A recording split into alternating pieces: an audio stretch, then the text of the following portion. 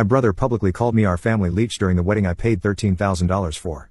When I asked him why he lied to everyone about helping me, he laughed and said, "Because you think you're better than us." I stayed silent. That was 8 months ago. This morning, he was standing outside my apartment in tears. As the youngest child in a family of 8, I was the only one who never got an F or a D on their report card. Teachers would always tell me I was gifted. And whenever my parents tried to push my siblings into not being useless slobs for once, they always said the same thing: "It's okay. We got Mike." And maybe this should have pissed me off, but it didn't, because I wanted the same thing as them, to be the provider.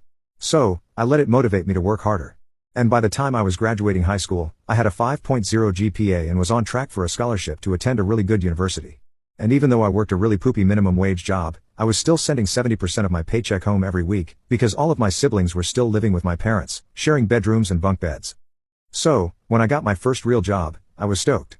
I even managed to rent my own apartment and invited my entire family over for the holidays. They were all congratulating me and looked proud. Well, more like relieved, but still, we were happy. I took the turkey out of the hot oven and popped it down on my red and white checkered tablecloth. And as we sat down, one of my brothers, Trent, spoke. He told me he was getting married soon. I was just about to run and give him a hug. But then his face suddenly turned very sheepish. He started scraping the peas around the plate with his fork. But I already knew what was coming. "Trent, of course, I'll pay for your wedding." His eyes widened with excitement. "Wait, are you effing serious?" I nodded and he was beaming like a kid on Christmas.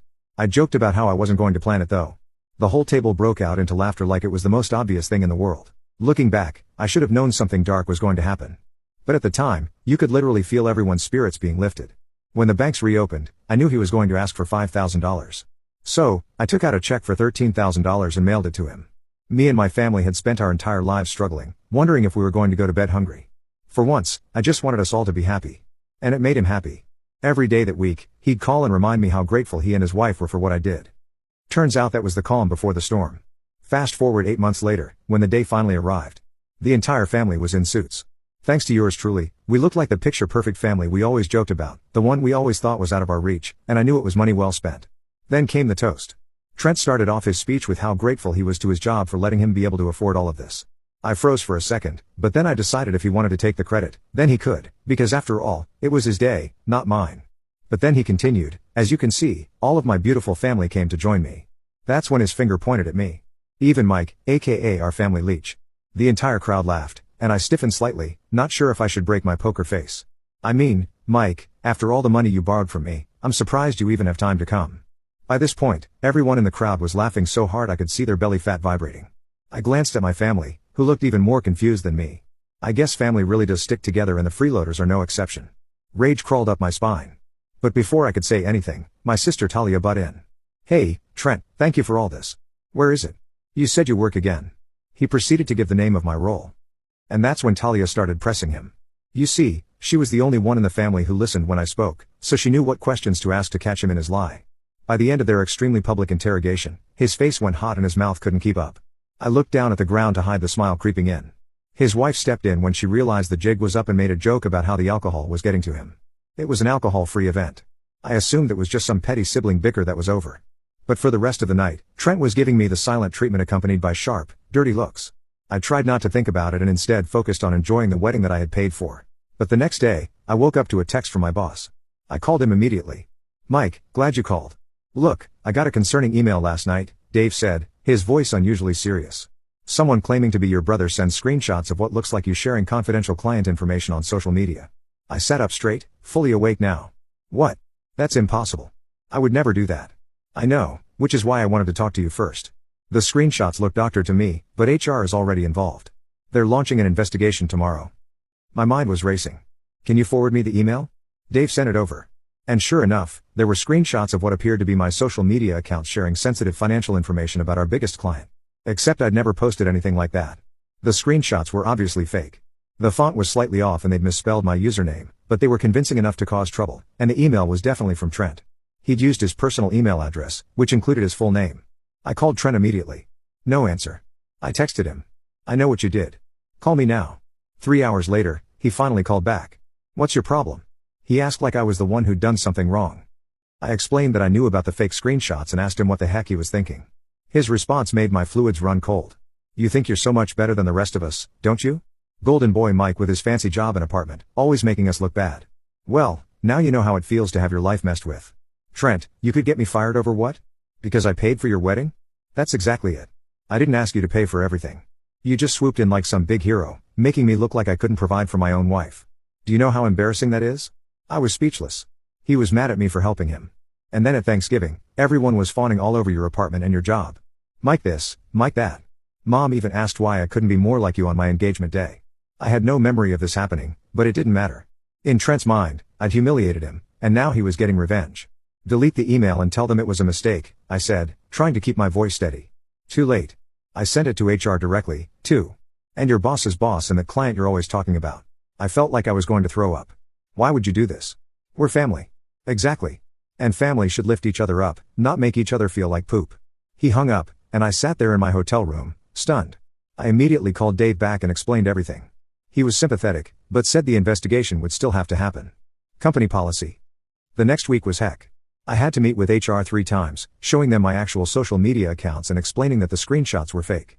I had to sign an affidavit and sit through uncomfortable meetings where people questioned my integrity. The client was furious until we proved the posts were fabricated. In the end, I kept my job, but I was put on probation for 3 months. The whole ordeal put a black mark on my record just as I was being considered for a promotion.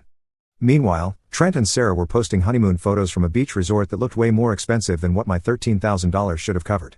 I later found out he'd only spent about $7,000 on the actual wedding and pocketed the rest for their honeymoon. I was hurt, angry, and confused. But mostly, I was worried about what Trent might do next, if he was willing to try to get me fired over perceived slights. What else was he capable of? I didn't have to wait long to find out. About a month after the wedding, my parents called. They sounded upset. Mike, did you tell Trent we're losing the house? My mom asked, her voice shaking. What? No. Are you losing the house? No, but Trent came over yesterday saying you told him we were behind on mortgage payments and might get foreclosed on. He offered to let us move in with him and Sarah. I couldn't believe what I was hearing. Mom, I never said anything like that. Your mortgage is fine, right? Yes, we're all paid up. But why would Trent make that up? I had a pretty good idea why, but I didn't want to drag my parents into our fight. I don't know. Maybe he misunderstood something I said. After I hung up, I got a text from Trent. Stay in your lane or things will get worse. He was trying to turn my family against me. Make them think I was spreading lies. I decided to lay low for a while, hoping he'd cool off. But Trent was just getting started. Over the next few months, he systematically tried to destroy my relationships with everyone in our family. He told our sister Megan that I'd said her new boyfriend was only with her for her money. She's a hairdresser and definitely not rich. He convinced our brother Kyle that I thought his kids were out of control brats. I adore my nieces and nephews. He even told our youngest sister, Amber, that I'd made fun of her for dropping out of community college. One by one, my siblings started giving me the cold shoulder. Family dinners became tense affairs where everyone seemed to be whispering about me. I tried to defend myself, but it was my word against Trent's, and he'd always been more charismatic than me. The worst part was I still didn't fully understand why. Yes, I paid for his wedding, but that was months ago. Why was he still coming after me? I got my answer when my mom called me in tears one night. Mike, I don't know what's going on between you and Trent, but it needs to stop. He just told us you've been stealing from Grandma's care fund. My grandmother had been in a nursing home for years. All the siblings contributed to a fund for her extra expenses. Things insurance didn't cover, like her favorite snacks, new pajamas, birthday gifts. I was in charge of the fund since I was good with money. Mom, that's insane. I would never steal from Grandma. You can check the account anytime. Trent showed us bank statements, Mike. Money being transferred to your personal account. My heart sank. Those have to be fake. I'll send you the real statements right now. I hung up and immediately logged into the care fund account. What I saw made my stomach drop. There were transfers to an account with my name on it. An account I'd never seen before. Someone had set up a fake account in my name and was siphoning money from Grandma's fund. I called the bank in a panic and reported the fraud. They froze the account and started an investigation, but the damage was done. My family thought I was stealing from my own grandmother.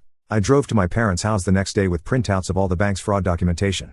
My mom let me in, but her eyes were red from crying. My dad wouldn't even look at me. I can prove I didn't do this, I said, spreading the papers on their kitchen table. Someone set up a fake account in my name. The bank is investigating it as fraud. My mom looked at the papers skeptically. Who would do such a thing? I took a deep breath. I think it was Trent. My dad finally looked up. That's a serious accusation, Mike. I know, but he's been trying to turn everyone against me since his wedding. He tried to get me fired by sending fake screenshots to my boss. He told you guys I said you were losing the house. He's been lying to everyone about me. My parents exchanged looks. But why would he do that? My mom asked. I think he resents me for having a good job, for being able to pay for his wedding. He feels like I'm showing him up or something. My dad shook his head. That doesn't sound like Trent. Call the bank yourself, I said, pushing their phone toward them. Verify everything I just told you. My mom made the call and I watched her face as the bank representative confirmed my story. There was a fraudulent account. It was being investigated. No, they couldn't confirm who set it up, but it definitely wasn't authorized by me. When she hung up, she looked confused and hurt. I don't know what to think anymore. Just promise me you'll keep an open mind, I said. And maybe don't tell Trent about this conversation yet. If he is behind this, I don't want him to know we're onto him. They reluctantly agreed, and I left feeling slightly better. At least they were willing to consider that I might be telling the truth. The next day, I got a call from the nursing home. Grandma was upset because she hadn't received her weekly visit from me. I was confused. I always visited on Sundays and it was only Thursday. Someone called and said you wouldn't be coming anymore, the nurse explained. They said to tell her you were too busy with your new girlfriend. I didn't have a girlfriend and I would never skip my visits with Grandma. Who called and said that? A man. He said he was your brother. I was furious now. Trent was messing with Grandma, a 92-year-old woman with dementia who looked forward to my visits all week. This was crossing a line.